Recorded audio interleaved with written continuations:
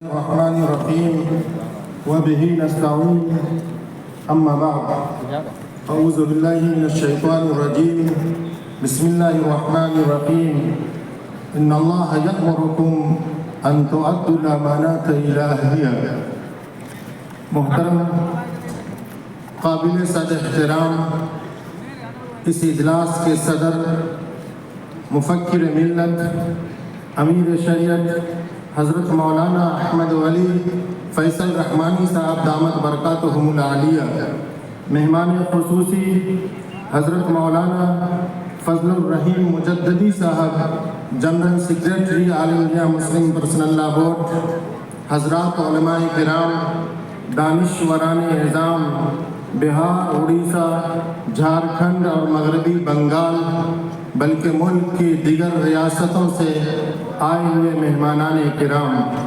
اللہ رب العالمین کا کرم ہے کہ اللہ تعالیٰ نے ہمیں دین کے ایک اہم حکم کی حفاظت کے لیے یہاں جمع ہونے کی توفیق عطا فرمائی. ہم سب یہاں تحفظ اوقاف کے تعلق سے جمع ہوئے ہیں. وقف کوئی بھی ایمان والا اللہ کی رضا کے لیے، خیر و بھلائی کے لیے اپنی جائیداد کو اللہ کی راہ میں وقف کرتا ہے اور پھر اس وقف کے ذریعے سے، اس کی آمدنی کے ذریعے سے غریبوں، مسکینوں، بیواؤں اور یتیموں کی مدد کی جاتی ہے. جب کوئی اپنی جائیداد وقف کر دیتا ہے تو یہ جائیداد اس کی ملکیت سے نکل جاتی ہے اور اللہ کی ملکیت میں چلی جاتی ہے. انسان جب تک اپنی جائیداد کی حفاظت کے لیے مال اور جان سب کچھ قربان کرتا ہے اور اس کی حفاظت میں لگا رہتا ہے، اور جو چیز اللہ کی ملکیت ہو جائے جب تک اس کی حفاظت امت مسلمہ کی بڑی اہم ذمہ داریوں میں سے ہے. آج اوقاف کی حفاظت کا مسئلہ ہے. ہمیں غور کرنا چاہیے کہ اسلام میں وقف کی حفاظت کا باضابطہ الگ سے نظام قائم ہے. جب کوئی وقف کرتا ہے تو واقف کے اختیار میں بھی نہیں ہے کہ وہ وقف کی آمدنی کو اپنے وقف کرنے وقت جو ان کے منشا تھے اس کے خلاف استعمال کریں. واقف خود یا متولی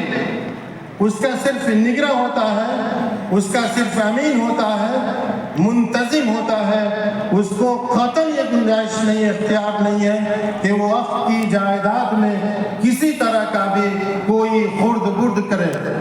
تو بتائیے، جب اسلام کا یہ واضح حکم ہے کہ کسی طرح کا کوئی خرد برد وقف کی جائیداد میں خود واقف نہیں کر سکتا ہے، متولی نہیں کر سکتا ہے، تو حکومت یا حکومت کی طرف سے قائم کردہ وقف کون سی، یا وقف بورڈ کی ضلعی کمیٹیوں کو یہ کیسے اختیار مل سکتا ہے کہ وہ وقف کی جائیداد کو جیسے چاہے، جہاں چاہے خرچ کرے، صرف کرے؟ یہ ممکن نہیں ہے. اللہ کے رسول صلی اللہ علیہ وسلم نے واضح طور پر فرمایا، لا ایمان لمن لا امانت لہ، کہ اس شخص کا ایمان معتبر نہیں جس کے اندر امانت کا پاس و لحاظ نہیں ہے. یاد رکھیے، ہم سب کی ذمہ داری ہے کہ اوقاف کمیٹی میں ایسے لوگ ہوں جو ایماندار ہوں، دیانتدار ہوں، جو اوقاف کے احکام، اوقاف کے انتظام و انصراف کی صلاحیت رکھتے ہو. ایسے افراد کو وقف کا منتظم بنائے. اگر ایسے افراد وقف کمیٹی میں ہوں گے تو یقیناً وقف کمیٹی وقف کی جائیداد خرد برد سے پاک صاف ہوگی. اوقاف پر حملہ کوئی یہ نیا معاملہ نہیں ہے، بلکہ جب ملک غلام ہوا اور مسلمانوں کے اختیار سے حکومت چلی گئی تو اس وقت بھی انگریزوں نے حکومت کی املاک کے ساتھ ساتھ اوقاف کی جائیدادوں کو بھی قبضہ کیا، اس کو بھی اپنانے کی کوشش کی۔ اس وقت بھی ہمارے علماء کرام دانشوران نظام نے احتجاج کیا، اس کے لیے قانونی لڑائی لڑی، اور پھر 1863 میں انگریز حکومت نے اوقاف کی تولیت کو تسلیم کیا۔ پھر یہ ملک جب آزاد ہوا، اور آزاد یوں ہی نہیں ہوا بلکہ اس میں ہم ایمان والوں کی بھی قربانیاں شامل ہے، ہمارے اکابر کی قربانیاں شامل ہے، ہمارے بڑے بڑے لوگ اس میں شہید کیے گئے۔ پھر یہ ملک آزاد ہوا۔ جب ملک آزاد ہوا تو آزادی کے بعد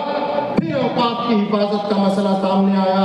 اور ہمارے اکابر نے پھر اس وقت ایک نئی لڑائی لڑی اور اوقاف کو حاصل کیا، اور پھر 1956 میں یہ ایک بنا۔ پھر اس میں کچھ اصلاحات کی گئیں، اس میں کچھ ترمیمات کی گئیں، اور 1995 میں ایک مسلم وقت ایک بنا ترمیم کے ساتھ۔ پھر جو اس میں خامیاں تھی، کمیاں تھی، ہمارے بڑوں نے، جیسا کہ ابھی آپ کو مفتی سہراب صاحب نے بتایا کہ خاص طور سے مفکر اسلام حضرت مولانا محمد ولی رحمانی صاحب رحمۃ اللہ علیہ، امیر شریعت صاحب بہار اڑیسہ جھارکھنڈ نے بڑی محنت کی، اور پھر 2013 میں ایک وقف بل میں جو ترمیمات ہوئی ہیں وہ ترمیمات کے ساتھ پاس ہوئی ہیں۔ اب اس وقت لوگ یہ چاہتے ہیں کہ پھر اس وقت بل میں کچھ ترمیمات کریں۔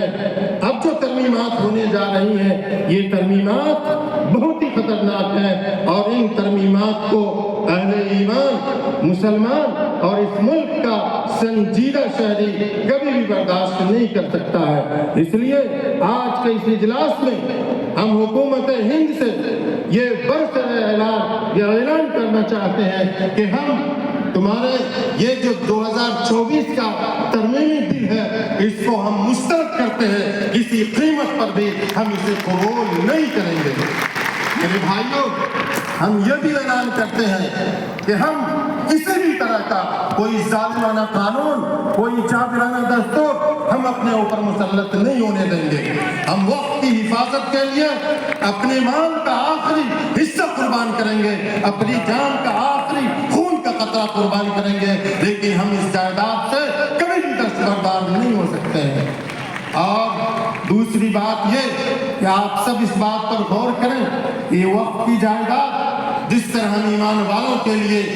زندگی میں ضروری ہے، اسی طرح مرنے کے بعد بھی ضروری ہے۔ جب ہم زندہ ہیں تو ہمیں مساجد چاہیے، مدارس چاہیے، مکاتب چاہیے، ہمیں سرائے چاہیے، اور یہ جو امام بارے ہیں، یہ جو خانقاہیں ہیں، یہ سب ہمیں چاہیے، اور یہ ساری چیزیں اوقاف کی جائیداد پر ہیں۔ جب ہم یہاں سے جائیں گے تو ہمیں 2 گز زمین چاہیے، اور اس کے لیے قبرستان چاہیے۔ اس لیے ہر حال میں ہمیں یہ وقف بل جو ابھی ترمیم کے ساتھ آنے والا ہے یہ بالکل منظور نہیں ہے۔ ہم سب مل کر کے اس کو مسترد کرتے ہیں، اور کوئی بھی ایسی ترمیم کو بالکل برداشت نہیں کریں گے جس سے اوقاف کی حفاظت میں کسی طرح کی کمزوری آئے یا غیر یقینی صورتحال پیدا ہو۔ میں آپ سب کو ایک اور چیز بتانا چاہتا ہوں کہ امارت شریعہ جو محنت کر رہی ہے وہ آپ سب کے سامنے ہے، اور عالمیہ مسلم مسلح بورڈ کے ذمہ داران کس طرح محنت کر رہے ہیں یہ آپ سب کے سامنے ہے۔ میں آپ کو یہ بتانا چاہتا ہوں کہ امارت شریعہ بہار اڑیسہ جھارکھنڈ اور بنگال میں اس کے دارالقضاء کا ایک پھیلا ہوا نظام ہے، سینکڑوں قضات موجود ہیں، اور ملک کے دیگر ریاستوں میں بھی جو قضات موجود ہیں وہ بھی امارت شریعہ کے مرکزی دارالقضاء کے تربیت یافتہ ہیں۔ قربان جائیے ہمارے جوان صاحب مفکر ملت امیر شریعت حضرت مولانا احمد ولی فیصل رحمانی صاحب دامت برکاتہم کو، کہ انہوں نے یہ اعلان فرمایا ہے کہ ہمارے تمام قضات